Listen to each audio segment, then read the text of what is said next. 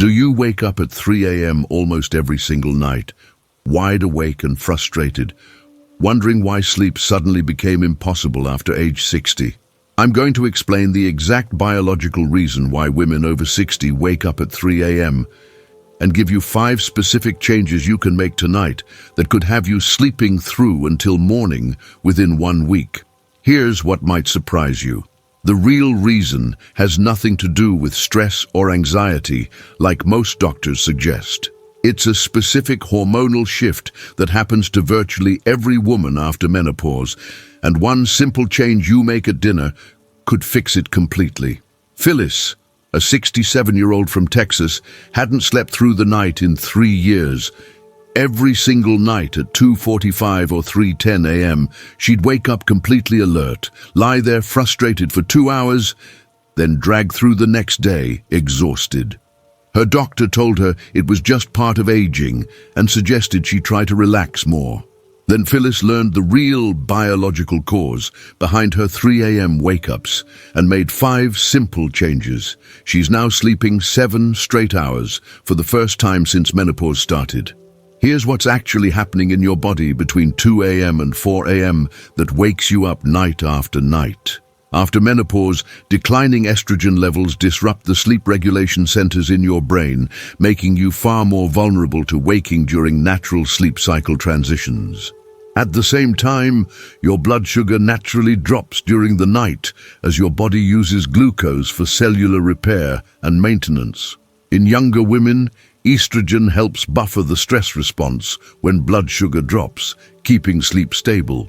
In postmenopausal women, however, that protective estrogen is gone, so when blood sugar drops around 3 a.m., your body releases a sharp spike of cortisol to bring blood sugar back up. That cortisol surge jolts you wide awake, and once you're awake, the elevated cortisol keeps you alert for hours. Research from Johns Hopkins and Harvard Medical School confirms that this pattern affects the majority of postmenopausal women and creates a vicious cycle where your body actually learns to wake at the same time every night. Your brain starts anticipating that 3 a.m. wake-up, making the pattern even harder to break. This isn't in your head, and it's not just stress. It's a real, measurable biological response that you can fix with specific changes. The 5 solutions I'm about to share address the exact mechanisms causing your sleep disruption, and they work because they're based on how your postmenopausal body actually functions now. Change. 1. Eat a small protein snack. 90 minutes before bed. Your 3 a.m. wake-up is directly connected to what you ate or didn't eat before bed. The Mayo Clinic and multiple studies on blood sugar regulation in postmenopausal women show that eating a small protein snack 90 minutes before bed stabilizes blood sugar throughout the night and prevents the cortisol spike that wakes you up. This isn't about eating a full meal late at night, which would disrupt sleep for different reasons. This is about providing your body with slow-releasing protein that keeps your blood sugar stable for the 6 to 8 hours you're sleeping, preventing that dangerous drop that triggers the wake-up response. Here's why this matters specifically for you. If you eat dinner at 6 p.m. and go to bed at 10 p.m., that's a 4-hour gap before sleep, and then potentially 8 more hours until morning. Your body runs out of readily available glucose around 3 a.m. Your blood sugar crashes, cortisol spikes to compensate, and you wake up.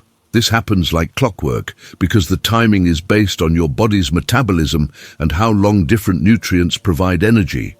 If you don't stabilize your blood sugar before sleep with the right kind of food, you'll continue waking at 3 a.m. no matter what else you try. That cortisol spike will keep jolting you awake night after night because your body is literally trying to prevent your blood sugar from dropping to dangerous levels. Here's your simple solution starting tonight.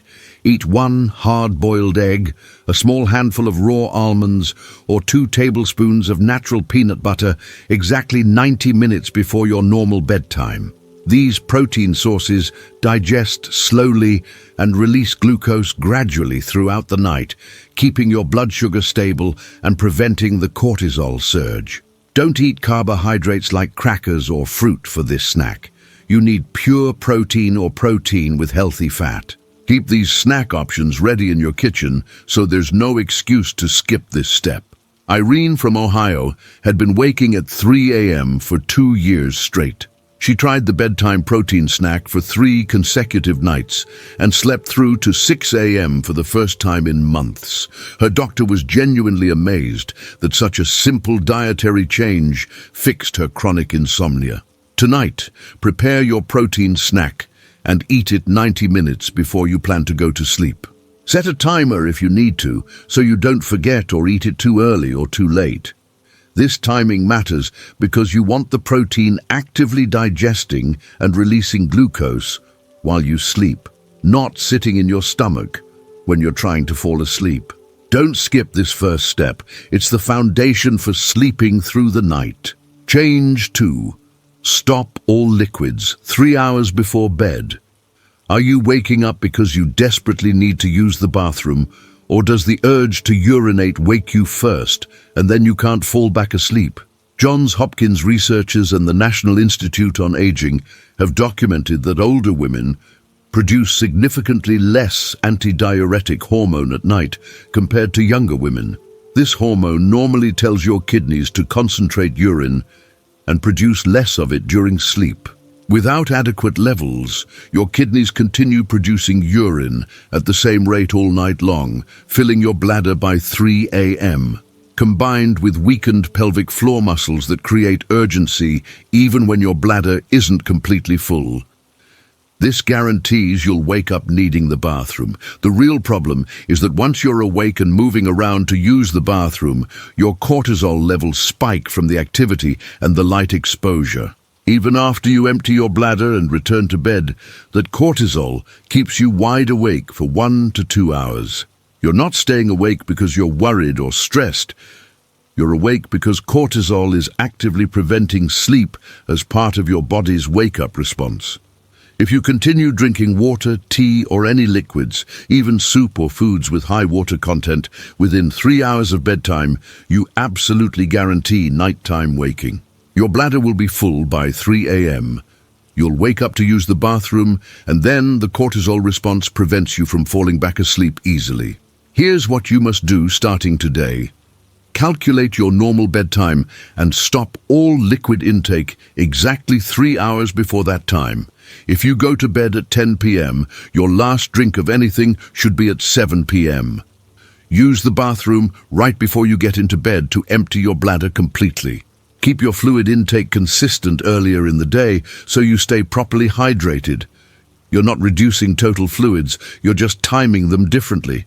Many women resist this change because they're used to evening tea or sipping water while watching television. But this habit is directly causing your nighttime bathroom trips. Maxine from Wisconsin stopped her beloved evening chamomile tea ritual and cut off all liquids 3 hours before bed. Her nightly bathroom trips dropped from 3 per night to 0 within 1 week, and she now sleeps straight through until her alarm without waking once. Starting today, mark your liquid cutoff time on a piece of paper and stick to it without exception. If your mouth feels dry in the evening, rinse your mouth with water, but don't swallow it. This feels strict at first, but within 1 week, you'll experience such dramatically better sleep that you won't even miss evening drinks. Make this change tonight. This single adjustment could eliminate your nighttime bathroom trips completely. Change 3.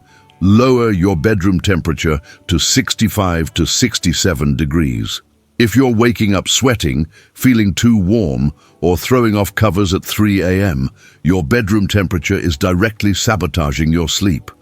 Harvard Medical School and Stanford Sleep Center research shows that your core body temperature must drop approximately 2 degrees for you to achieve and maintain deep sleep. Postmenopausal women have significantly disrupted thermoregulation due to hormonal changes, making you extremely sensitive to room temperature in ways you weren't when you were younger. Hot flashes and night sweats aren't just uncomfortable experiences. They actively raise your core body temperature enough to trigger waking, and once you're awake, the cortisol response keeps you alert and unable to fall back asleep. Your body is constantly working to cool itself down during sleep, and if your bedroom is too warm, your body simply cannot maintain the deep sleep stages necessary for restorative rest.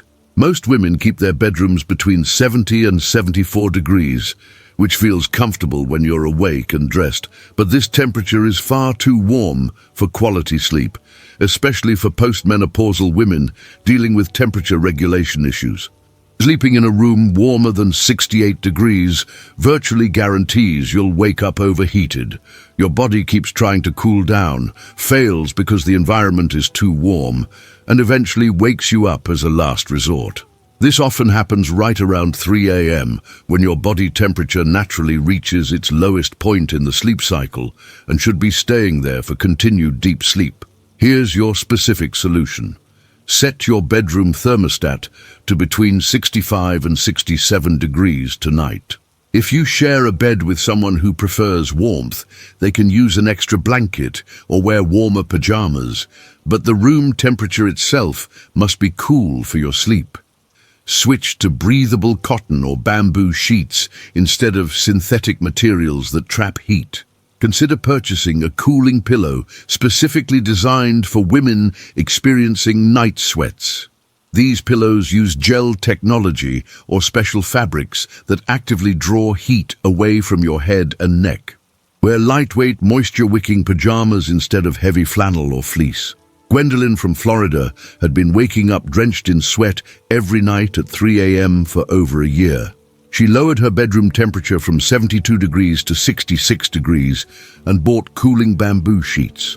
Within 4 nights, her night sweats stopped completely and she slept 7 hours straight for the first time since menopause. Adjust your thermostat right now before you go to bed tonight. Don't wait until you wake up hot to make this change. Prevent the wake-up by creating the right sleep environment from the start. This temperature change alone could stop your 3 a.m. wake-ups immediately. Change 4. Cut caffeine. Completely afternoon. That afternoon coffee, tea or soda you think has completely worn off by bedtime is actually still active in your system at 3 a.m.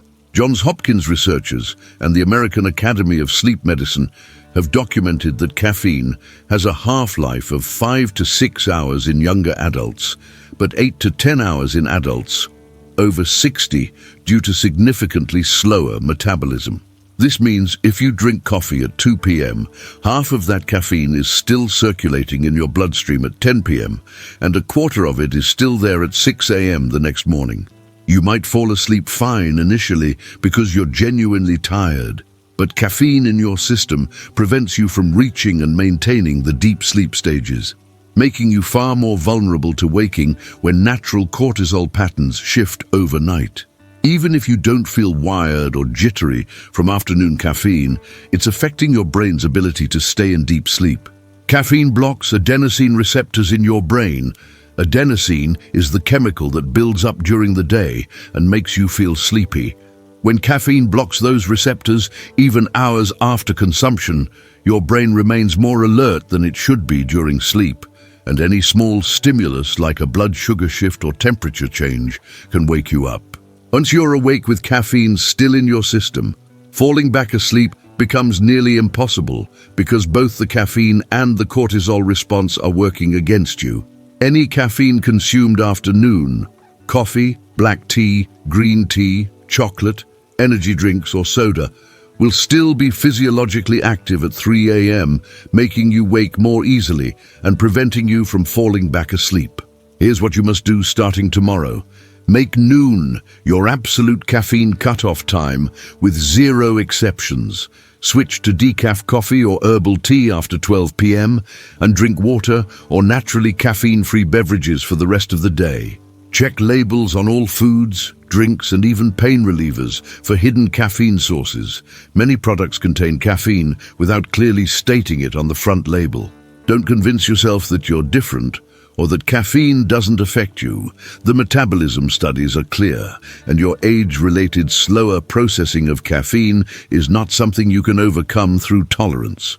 Estelle from North Carolina thought her daily 3 p.m. coffee was perfectly fine since she never drank caffeine late in the evening. When she moved her caffeine cutoff to noon, she slept soundly within 3 nights and started waking up actually feeling rested instead of groggy. Tomorrow, drink your last caffeinated beverage before noon and switch to decaf or water for the afternoon. This single timing change could transform your sleep quality within 48 hours. Make the commitment right now. Noon is your new caffeine deadline without exception. Change 5, use a dim red or amber light if you must get up. What you do when you wake up at night determines whether you fall back asleep in 10 minutes or lie awake frustrated for 2 hours. Harvard Medical School research clearly demonstrates that blue light exposure from bathroom lights, phone screens, or hallway lights suppresses melatonin production instantly and triggers cortisol release, making it nearly impossible to fall back asleep. When you flip on a bright bathroom light or check your phone to see what time it is, you're creating the exact same brain response as looking directly at the sun. Your brain interprets any bright light, especially blue wavelength light, as a signal that morning has arrived and immediately begins your wake-up sequence with cortisol and other alertness hormones. Even brief exposure to bright light at night, as little as 1 minute, suppresses melatonin for up to 2 hours afterward. Melatonin is the hormone that keeps you asleep, so suppressing it means you'll lie awake no matter how tired you feel. The worst thing you can do is check your phone or turn on overhead lights when you wake at 3 a.m. Your body might have been ready to fall back asleep naturally within 10 minutes, but that light exposure just guaranteed you'll be awake until 5 a.m. or later. Using bright lights or looking at screens during nighttime wake-ups signals your brain that it's time to be fully awake and alert. You'll start thinking about your day, worrying about things, and your body will activate the full wake-up response when you should be drifting back to sleep. Here's your immediate solution. Purchase dim red or amber nightlights and place one in your bedroom and one in your bathroom today. Red wavelength light does not suppress melatonin production like blue or white light does. This is proven science used by researchers and pilots who need to maintain night vision and sleep readiness. Never turn on overhead lights if you need to get up at night. Never check your phone. And ideally, keep your phone in another room entirely so you're not tempted to look at it. If you absolutely must see the time, get a clock with red numbers or cover your regular clock. Keep your eyes mostly closed or looking down if you need to use the bathroom, minimizing light exposure. Constance from Maryland installed red nightlights in her bathroom and made a commitment to never check her phone during night wake-ups. She now falls back asleep within 15 minutes instead of lying awake until 5 a.m. like she used to. Buy red or amber nightlights today. They're inexpensive and available at any drugstore or online. Tonight, use only these dim lights if you wake up, and absolutely do not check your phone or turn on bright lights under any circumstances. These light changes could cut your awake time in half immediately. These 5 changes: eating protein 90 minutes before bed, stopping all liquids 3 hours early, keeping your bedroom cool at 65 to 67 degrees, cutting caffeine after noon, and using only red light at night, directly address the biological reasons postmenopausal women wake at 3 a.m. This isn't about accepting broken sleep as inevitable aging. You're experiencing a specific hormonal change that requires specific solutions. And these aren't complicated medical treatments or expensive interventions. Within 1 week of implementing all 5 changes consistently, most women sleep through the night for the first time in years. Your sleep can be fixed starting tonight. Which of these 5 changes surprised you the most? Tell me in the comments. If you're a 3 a.m. waker, you're definitely not alone, and sharing your experience helps other women realize this problem is completely fixable with the right approach. If this explanation finally made sense of your sleep problems and gave you real hope, click that like button and subscribe to get more science-based solutions designed specifically for women our age. Share this video right now with every woman you know over 60 who complains about waking up at 3 a.m. This information could give someone you care about their first full night's sleep in years. Don't wait. Share it while you're thinking about it and help spread this message to women who desperately need it.